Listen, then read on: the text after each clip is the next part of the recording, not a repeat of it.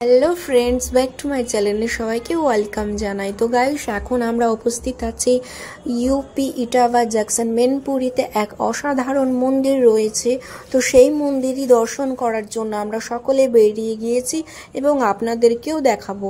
তো সবাই দেখতে থাকুন, কেউ স্কিপ করবে না। তো এখানে প্রবেশ করার সঙ্গে সঙ্গে আমাদেরকে ছোট ছোট দুটো মন্দির দেখানো হয়েছে। এই দেখো, এখানে রয়েছে চিতাবাঘের একটা মূর্তি, আর সাথে রয়েছে বটগাছ এবং আরেকটা মন্দির রয়েছিল, জানি না ওটা কি মন্দির ছিল। তারপর এই দিকে দেখো সাধু বাবাগুলো এই বটগাছের তলায় বসে আছে। আর যে মন্দিরটা তোমাদেরকে দেখাবো সে মন্দিরটা অনেকটা উঁচুতে আছে, মানে একটা জায়গা পাহাড়ের মতন। এই দেখো গাইস, এই জায়গাটা কতটা উঁচু, আর এই উঁচুর ওপরেই আছে সেই মন্দিরটা।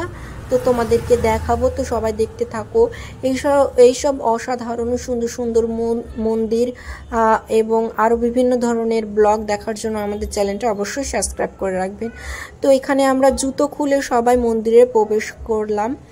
তো দেখতে পাচ্ছ আমাদেরকে এই ভাঙাচুরো সিঁড়িগুলো দিয়ে ওপরের দিকে উঠতে হচ্ছে। আর এখানে দেখতে পাচ্ছ মানে এটা সবসময় খোলা থাকে, তো এই মন্দিরটা তাই সবসময় মানুষ আসা যাওয়া করতেই থাকে এবং নিজের ইচ্ছা আশা পূর্ণ করার জন্য এইখানে দেখো সাদা সাদা এই কাপড়গুলো বেঁধেছে গাছগুলোতে। এগুলো নাকি তাদের মনস্কামনা পূর্ণ হয়েছে, তাই এই গাছে এগুলো বেঁধে গিয়েছে, তাই বলে জানানো গিয়েছে।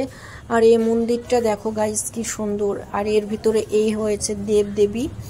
তো আমি বুঝতে পারিনি এগুলো কোন দেবদেবী আছে। তো গাইস, যাই হোক, আমি সব দেবদেবীকেই সম্মান করি এবং পুজো করি। তো তোমরা কেউ যদি বুঝতে পারো যে এটা কোন দেবী আছে, তো অবশ্যই কিন্তু আপনারা কমেন্ট করে জানাবেন, আমি একটু জানতে চাই যে এটা কোন দেবী আছে। আর এখানে অনেকেও কিন্তু পুজো করেছে, আর আমরাও কিন্তু পুজো করলাম ফুল টুল দিয়ে আর ভোগ প্রসাদ দিয়ে। তো আরও আশেপাশে ছোট ছোট মন্দির ছিল, থান ছিল, তো সেই জায়গাগুলো তো পুজো করলাম আমরা। তো যাই হোক, অনেকটাই মজা লাগলো এবং ভালো লাগলো, এরকম একটা অসাধারণ সুন্দর একটা মন্দির দেখতে পেলাম এবং তোমাদের সকলকে দর্শন করাতে পারলাম। আর এখান থেকে নিচের দৃশ্যগুলো দেখো কি সুন্দর, অসাধারণ সুন্দর, ভালো লাগছে দেখতে। আর এখানে আরও দেখো মন্দির রয়েছে এবং পাথর রয়েছে, পাথরগুলোতে সবাই পুজো করছে। আর এটা হচ্ছে শিবলিঙ্গ, হয়তো শিবলিঙ্গের মতনই লাগছে। তো এখানে আমি পুজো করলাম। আরও এখানে নিম গাছ আছে, এই নিম গাছটাতে পুজো করলাম। আর এখানে যজ্ঞ হয়েছে, হয়তো এখানেও করলাম। তারপরে এখানকার দৃশ্যগুলো দেখালাম। তো যাই হোক, আপনাদের কেমন লাগলো এই মন্দিরটা এবং এই জায়গাটা অবশ্যই কিন্তু কমেন্টে লিখে জানাবেন এবং আমাদের চ্যানেলে নতুন হয়ে থাকলে চ্যানেলটি সাবস্ক্রাইব করে দিবেন। আর যারা ফেসবুক থেকে দেখছেন তারা অবশ্যই কিন্তু ফলো করবেন। সো সবাই ধন্যবাদ, সবাই ভালো থাকুন, সুস্থ থাকুন। আবার দেখা হবে পরবর্তী কোনো নতুন ব্লগ ভিডিও।